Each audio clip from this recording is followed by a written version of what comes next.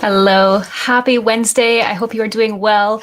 In this edition of Wellness Wednesday, we are talking about, do you feel like you're somewhere between thriving and not totally burned out, but you don't have all the energy that you used to have? So let me know if you're catching this hashtag live or hashtag replay. In this edition of Wellness Wednesday, we're going to talk about what they call the middle child between that thriving and the feeling absolutely exhausted that many of us are experiencing. So I'm Stephanie Paincho, and in tonight's edition of Life is Your Style, Wednesday Wellness Edition, we're going to talk about an article that came across my computer today that I thought, I can relate to this, and hopefully you can relate to it as well. So the article was by Adam Grant, and he said, there's a name for the blah that you're feeling, and it's called languishing.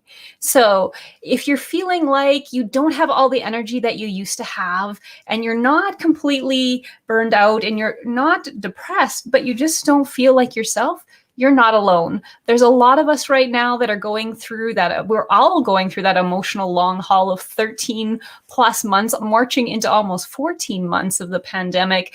Some people have been in varying states of lockdown, isolation, shutdown. I think I watched a TikTok video of someone in Ontario just talking about all the different ways they've talked about lockdown, shutdown, quarantined, all those different phrases. But it's been a long go, and we haven't been able to connect with our support systems in person nearly as much as we would normally do.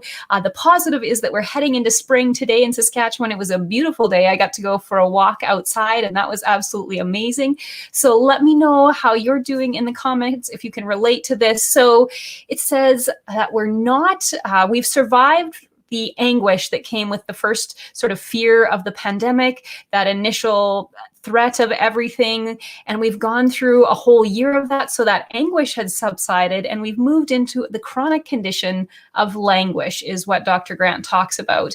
And it's somewhere between the lows of the valley and the highs of the mountain, where you just feel like you're not really making any progress. Your motivation is less. You have less drive to get things done. You're maybe struggling to focus. So let me know if you can relate to some of those things. You might be indifferent to feeling indifferent about things. You might not even be noticing that you don't quite feel yourself. You're just kind of blah and going through the emotions. Or going through the motions, you're having all of the emotions. Maybe you're feeling kind of meh. And there's a word for that. That is languishing. So it's one of the things that Adam Grant talks about we don't actually talk about very much, is that in-between feeling. And the first step in dealing with that is sort of recognizing and naming that emotion, that we don't feel fully quite ourselves, and we know that we're not fully burned out, but we just don't feel like we're making the same progress. We just don't feel the same way as we normally would have.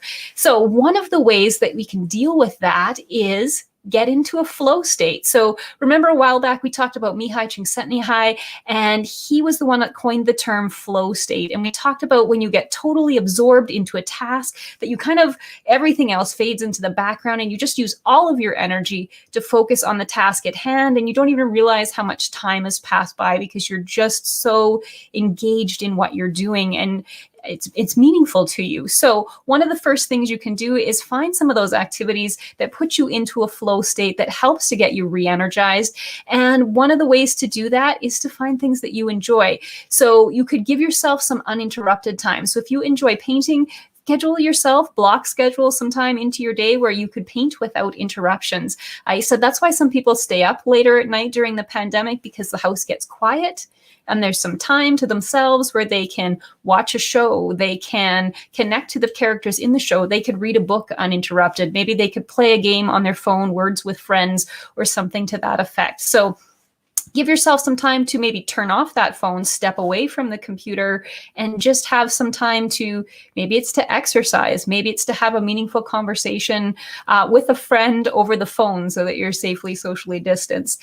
And when you can dig into that task, whether it's maybe creating something, maybe you love sewing, whatever it is that you really find enjoyment in, give yourself some time to do that. And he said, start with small goals. If you focus on small goals, like I'm going to get outside for 10 minutes today, or I'm going to make a healthier choice at lunch, or I'm going to call a friend, all of those small goals can be celebrated as wins. So celebrate the small wins, whether that's playing a game for a few minutes, whether it's stretching for 2 minutes, when you take your break during the day. Maybe you stand up, you go for a little bit of a walk. Maybe at lunch you get outside and go for a walk around the block and come back. But find something that use a small goal that can give yourself a little bit of a win and give yourself a little bit of that energy back to get you closer to that state where you're feeling like you're thriving and have more energy. So yes, go for a long walk. Today I went for a 71-minute walk out in the wind, and it was amazing just to be outside. I hadn't been outside for that long and walking for that long in a long time, which was really good to get up instead of be sitting all day. So find a task that's manageable. So for teachers, we'd talk about when you're reading, you want to be at that instructional level where the reading is just a little bit more challenging than your skill level, or in gaming where you're leveling up. So that next level is always just a little bit harder than the one that you're at, but not too far out of range that you can't master it with some practice and some persistence. So find something that's just slightly above, or he called it a manageable difficulty level, a just manageable difficulty level. Find something that's just out of your reach, but still something that you can do, and that will help you get into a flow state faster, and that will help to strengthen your resolve. It could be an interesting project, a worthwhile goal, a meaningful conversation. All of those are ways that you can build your skills and get into that flow state faster. And so if you're stuck somewhere in the middle between feeling thriving and feeling exhausted and unproductive and like you've lost your motivation, and if you're just struggling to focus, you are not alone. There are many of us that have days like that, sometimes multiple days in a row. This is a strategy that you can use to get out of that. So a couple power-ups that I thought would work well today. There is an emotional power-up. It is a mighty act of self-care. So take 60 seconds and do something just for you. That could be brushing your hair. It could be putting on lashes if they make you smile. It could be putting on a nice outfit that you maybe would have worn out of the house before. So get dressed up, put on the nice shoes. It could be, going outside and sitting on the swing and reading a book for 10 minutes. Pick out something that makes you feel good and make time for that. So the mighty act of self-care. Do something for 1 minute, pick out one thing that makes you happy. It doesn't have to be a huge task. It doesn't have to be a bubble bath. It could simply just be stretching for a few minutes, calling a friend and chatting with somebody.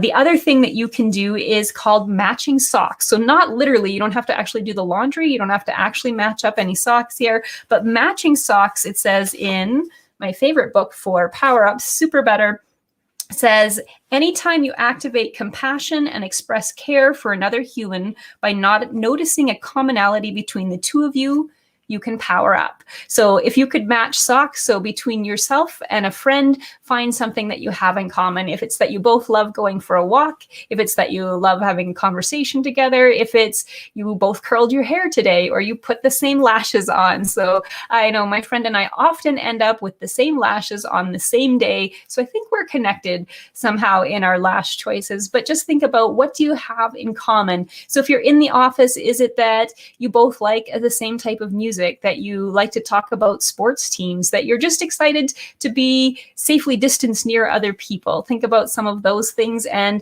play the matching sock power up to get connected.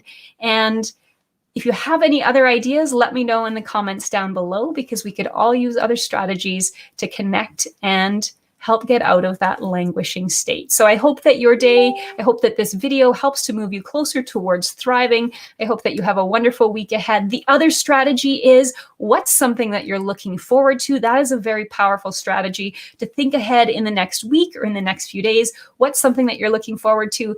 I know I'm looking forward to a convention coming up on Saturday that's going to have some amazing new product releases and innovations. So that's going to be super exciting. Think about, are you excited to watch a dance recital? Are you excited to, play an instrument? Are you excited to go for a walk? Are you excited that there's no snow? Perhaps that's what it is. Let me know in the comments what you're looking forward to in the next few days.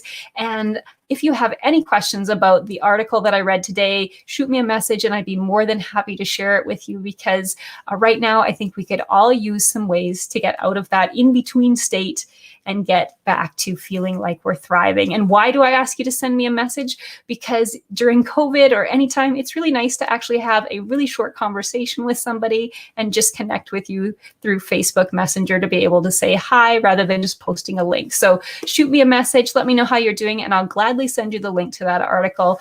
Take care. I hope you have a wonderful evening. That's it for the Wednesday edition of Life is Your Style. Take care, everybody. Bye-bye.